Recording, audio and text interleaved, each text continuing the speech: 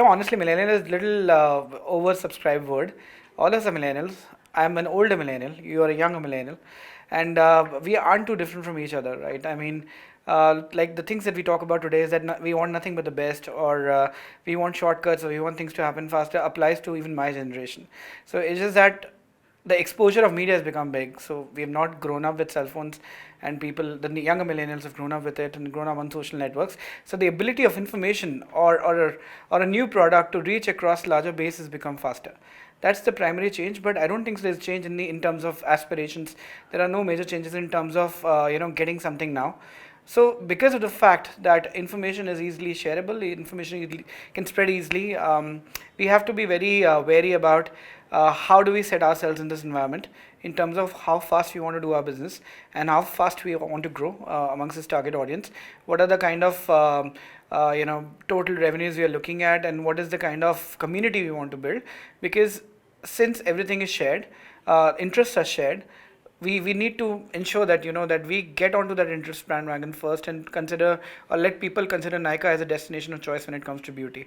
So I think because of the widespread or the faster communication means we are looking at audiences differently, but I just don't think that any fundamentals of marketing change. You still have to get the best customer at the best possible cost of order, and at the same time make sure that marketing is not a bleed function for the company. Nykaa is a company which is led by content. We are a company that is producing a terabyte of content every week, split between different teams like the editorial team, the social media team, and then there is a design team. So I don't think so. With my knowledge across other e-commerce companies and my WhatsApp connection with the peers, that anybody's producing so much content. This is the kind of content probably typically an agency would produce, which is mainly into publishing. So I think that kind of sets us apart. That when you produce so much content, then people stop looking at the volume of content you're producing, but what is the nature and the kind of content you produce. So it does not matter if 1 terabyte of hard disk gets over. It's what is important is out of that 1 terabyte, how much content got good generation and how much got outstanding sentiments, and eventually how did that content aid in users purchase. So if you look at Nykaa's presence, we are there at top of the funnel across social media, across YouTube, which tells people how to use a product and get people into the funnel. By funnel I mean the website. Once people are inside the website, we again have ample content to aid buying, like reviews, which is very very strong. Then there are Q&As and there are beauty tips. Then again there are videos within the app which are again DIYs, which help us take the conversion to a different level, because beauty is a very engaged category. And then eventually once the purchases happen, again we indulge in a lot of content to re-engage with our people, what we call as a CRM activity, basically reaching out to our database and upgrading them, upselling them, cross-selling them, telling them final nuances of products that they've not used yet and they should be trying. So I think content as a spine for Nykaa has been excellent, and excellence in content that we produce across different part of the funnel has been our driving force.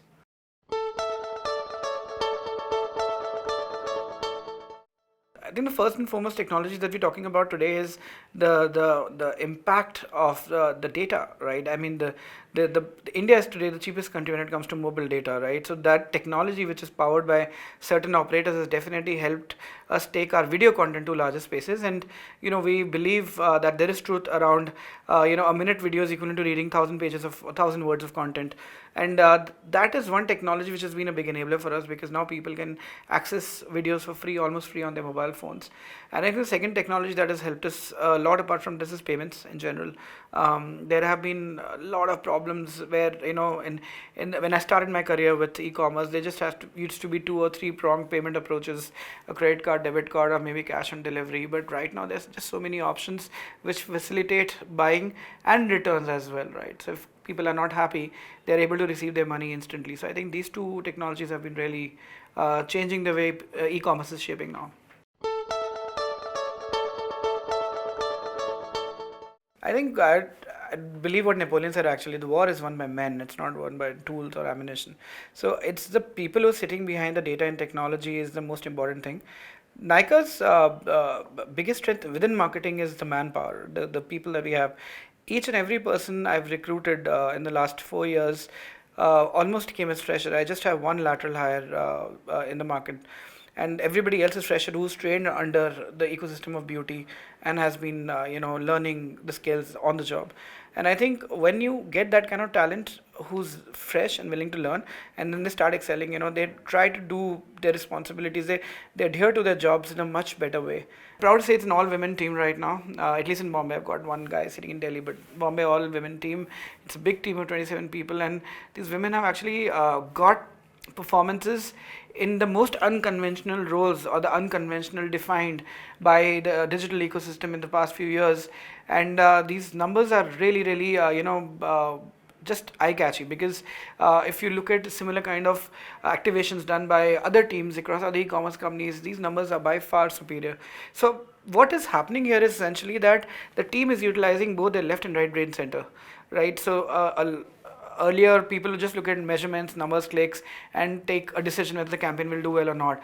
But then here are a set of ladies who have this very fine eye for the aesthetics, for the content, for a smallest part like a call to action, or maybe even the color of the whole communication, the background color, which changes the game completely, right? So if we come to think about it, we see the campaign is not doing well because it's not getting enough clicks or eyeballs, and suddenly you make one small little tweak in the communication and messaging, and the whole narrative changes and the campaign becomes a blockbuster. So I think that has been really, really powerful at Nykaa. Everyone joins here, trains here, and they are completely now acing their jobs.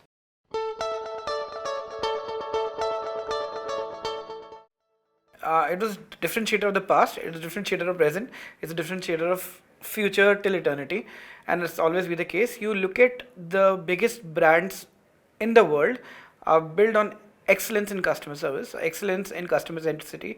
For the sake of code, I would say Apple, or maybe Google, or even a Harley Davidson when it comes to community. And at the same time, you would see a lot of brands who have actually lost their top slots and maybe disappeared into oblivion because of bad customer centricity, right? I don't want to name, but there are a lot of case studies where there are certain brands that achieved pinnacle of success, and suddenly they started taking their customers for granted, and that has happened a lot within India itself, right? We have great brands in terms of revenue, but very poor customer centricity. And probably because of poor customer centricity, we are just talking about something as NPS, net promoter score, which is not being ideal for a lot of brands. They might be selling because there is no alternative, but the power of a true brand is that if there is an alternative, would you still sell as much, and would you still grow as strongly as you were growing earlier without the alternative available in the market? And I think that is not something which people have taken cognizance of, but it's always the case. Customer is at the center of it. It was the case, it is the case, and will always be the case, because if you don't take buyers, if you're not empathizing how the buyers think, if you're not empathizing the way buyers want to make a decision around purchase, what is their limit capability, or what is it that they really like, then I don't think so a brand can entail or sustain. So again, it's a jargon where people say, okay, I talk about millennials and my brand is at the center of customer. You don't have an option, right? You have to be customer centric if you're in the business of selling, or don't do marketing, take up another job. And again, don't use the word millennial too much, because everyone born after 81 is a millennial technically, right? And the ones who were born before 81 probably are not your top customers. They could be your next 30% customers, but your top 70% customers are now people born after 91. So they're still in the bracket of millennials, but younger millennials. And then customer centricity cannot be a jargon. It's the core of the business that you do.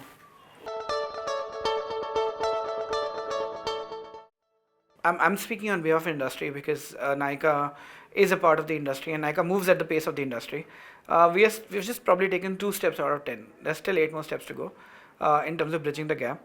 I think first and foremost is that your personalization for everybody has to be next level. The predictive index, or the predictive science that we all want to put in to upgrade the customer, or to ensure the customer is getting the best bang for a buck, we probably have to indulge a lot more in data science. Data science is definitely a gap, but once that gap is closed, you probably will be able to take 2 or 3 steps together, because there are a lot of different angles which connect to data science. Apart from premium optimization or premium personalization for customer, or one-to-one customer profiling, the other data science in general is also around insights, right? Where you can typically predict a trend or a destiny of a product, right? Just to give you a context, 4 years back when I joined, gloss lipstick was big because everybody wanted to have this glossy look on their lips. And suddenly there was the advent of somewhat gloss, somewhat matte lipsticks, which used to be defined as creme matte lipsticks, which was like creamy matte. Because that was like a journey where people wanted to move some little bit into a kind of lipstick which does not look very showy but sticks very well, and the payoff is outstanding. And today that whole universe is moving to very strong matte lipsticks, which you'll find typically in an international brand like Huda. Right now, this is the destiny of lipstick, which I've seen over 3 years. I have seen it because I'm judging it on people's behavior, but I think data science can help me predict the destiny of a product of the next 3 years as well.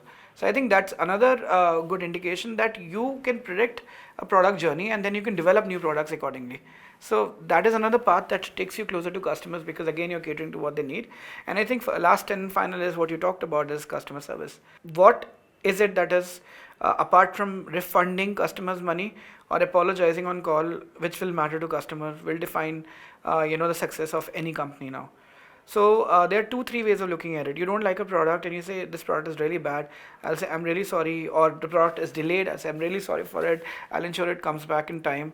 Or do I go upfront and tell you next time that ma'am, since you're going to place this order, it's going to be shipped from a different location. The last time you were a little irate because it took 3 days extra. We just want to tell you that right now also it could take 3 days. Alternative is you could buy it at the store and I'll ensure it's available at the store. Right? So that again becomes a big part of data science and machine learning itself. If we can utilize these things, then we are at least walking 3-4 steps in that remaining 8 steps journey towards the customer.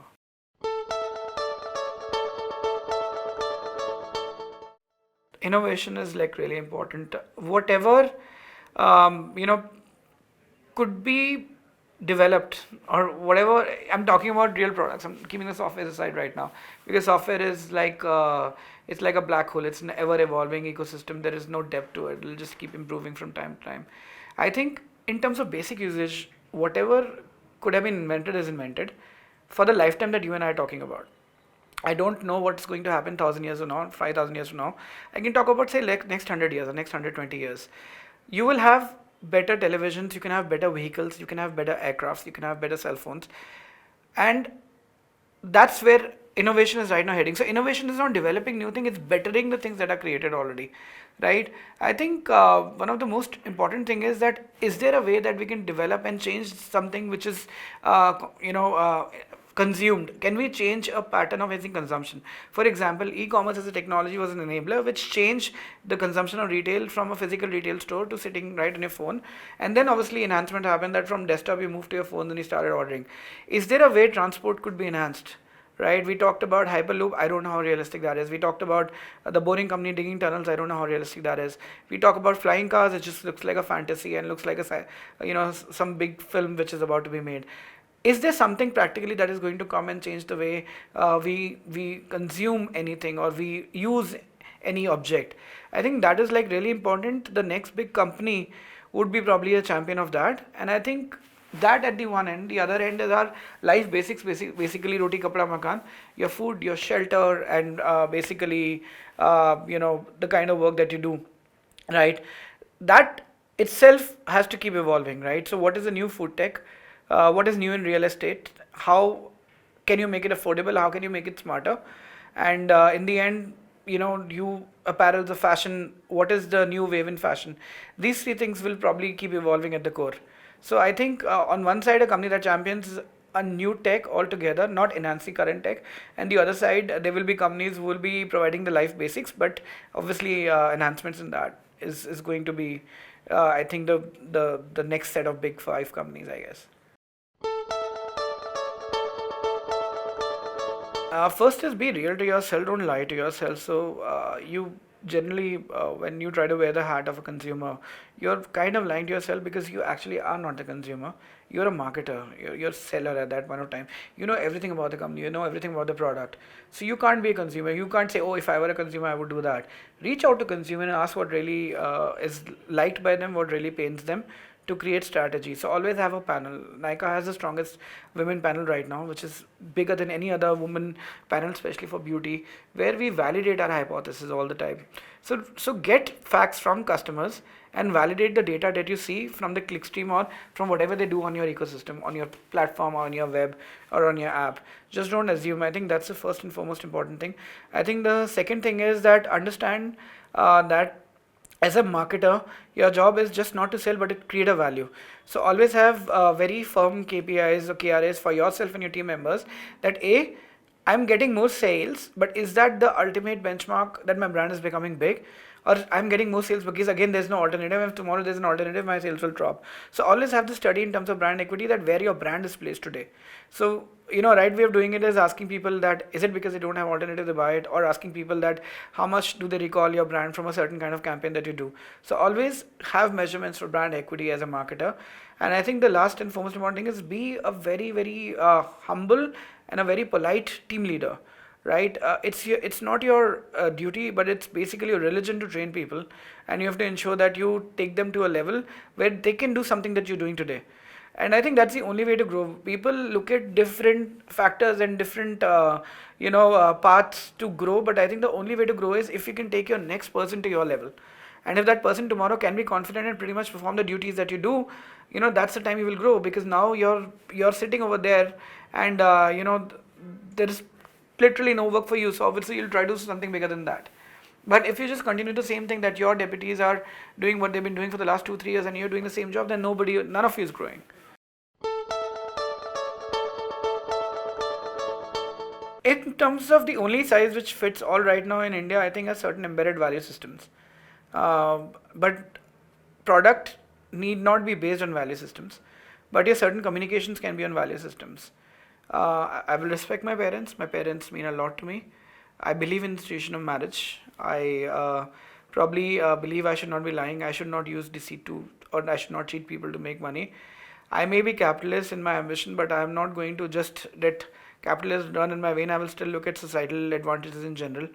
And again, some more value systems that okay, when I see an elder person coming next to me, I will probably try to help her. So we have ingrained value systems across different regions. How we exhibit those values is different, right? So a North Indian might go and bow down, touch feet, and South Indian might not. That does not mean that in her value system she's not there to help the older person. So I think you could have one standardized value for your brand, for the company. For example, Nike's value is about inclusion, which is pretty much what India's value is, right? India is a country of more than 1,000 dialects, more than like now 55 languages, and then more than 25 communities, 7 major religions. So this country is all about inclusion, so your brand has to be all about inclusion.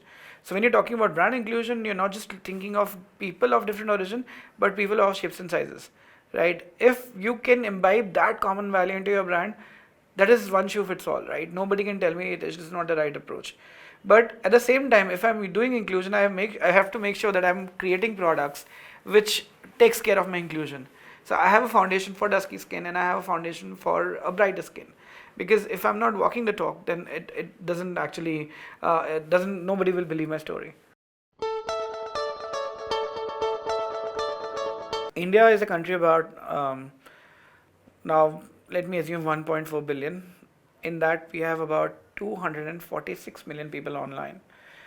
246 million people online, equally split between the top 8 cities and the next 45 cities and so on. In terms of shopping, we have about 120 million shoppers online. About 100 million would be men, about 22 million would be women. 70% of these shoppers are from top 8 cities. Only 30%, which is closer to 32 or 40 million, are from the remaining next 45 cities. Rural, there is no stats. I have no stats for that. So, if your bet is that, okay, I just want to cater to the people from these top 8 cities and bet on them to buy more, right? Then you will be losing a major part of your business. So, it makes a lot of sense that if 60% or 67% of my India is rural, and 78% of my India is not residing in top 8 cities, then why will I not try to extract business from there? What has happened right now is because of over focus on English as a medium in terms of communication, we have been able to extract maximum juice from top 8. But there's still a lot of consumers sitting over there in the remaining cities and maybe rural or sub-rural areas who want to purchase, they want to be part of this great Indian retail economy, right? India is a $1.2 trillion economy now. So they would also be a part of it. Maybe they already are through the physical retail, but it's not extended across all channels. And physical retail for me is one of the finest example of localization. right? Wherever you go, you'll always find a chemist shop and a boutique auntie and a parlor auntie, right? Outstanding localization. They speak your language. They will extend you credit lines. They would be very nice to you. They would know what you want to buy, right? They are the most personalized vendor to you. I think a similar approach has to be adopted by all the larger players as well, if we want to make our business truly a multi-billion dollar business. And I think just translating content is just one part of it, but I think creating hubs that encourage commerce is really important. So I could have a Telugu video, I could have a Bengali video, or I could have a Tamil video to reach out to the heartland of Tamil Nadu. But do I have a very robust hub where people can go and collect the products, because I might not have the capability to probably deliver in every single pin code, because right now we're still delivering to largely the popular city pin codes. So do I have a delivery hub where people can go and collect their orders? Do I have a dedicated customer service ecosystem where they can talk in the language and place the order on phone? Do I have again a tie-up with a local bank and a payment system where they can probably deposit money, or they can withdraw money from the local bank if they don't have the ATM, and I can accept that.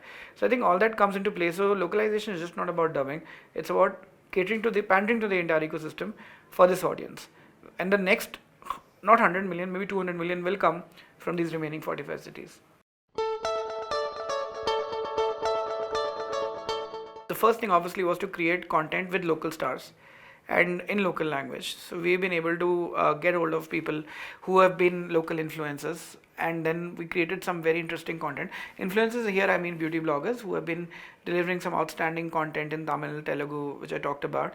That is one. And the other thing which we do is we do a very strong on the ground interaction, which we call as beauty bar, which basically takes Nykaa and the influencers to people every month and talks about the latest trends.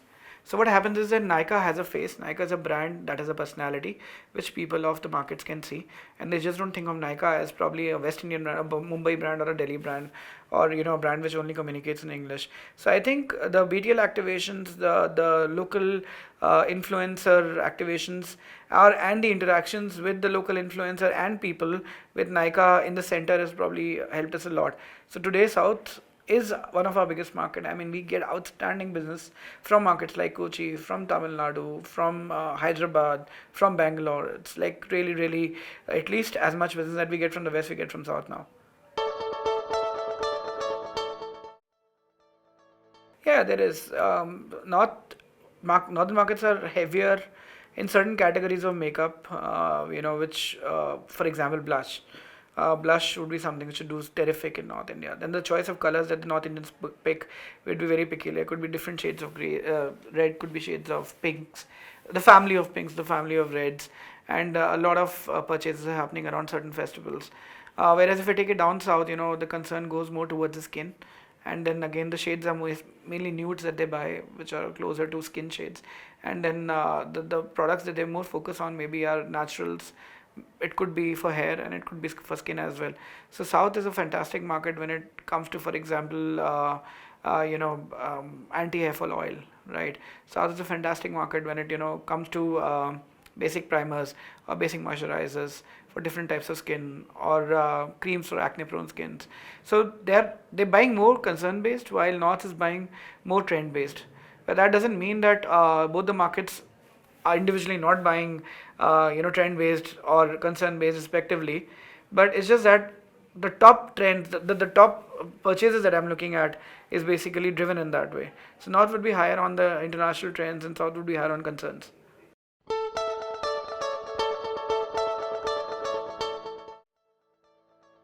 Machine learning, which I just talked about, AI/machine learning.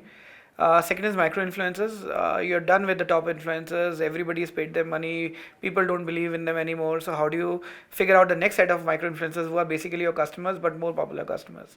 And I think the last would be basically the use of technology in your marketing communications. So now again we are talking about how do we get AI to front. There are a lot of apps which are going to come up which people really do well, where you can actually use the application or maybe look at the object in a 3D format before making purchase decisions. So I think that could be like really big.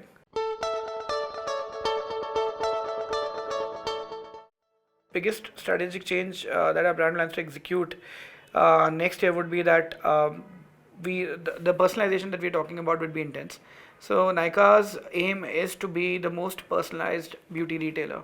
So which means we will now get to a level where we'll be not only personalizing on your past purchases and recommending, but maybe creating a prediction model of what you should be using over the next 1 year or 2 years. I think that will probably just take us in a very unique proposition from any other beauty retailer in India.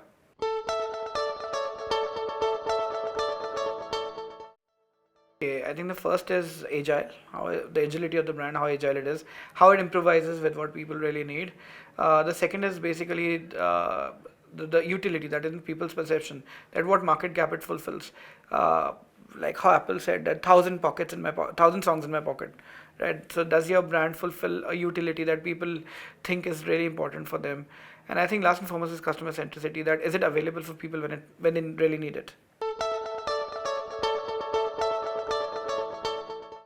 I would probably want to say from Nykaa, there's a campaign which we did, which is called CARE, in association with Culture Machine.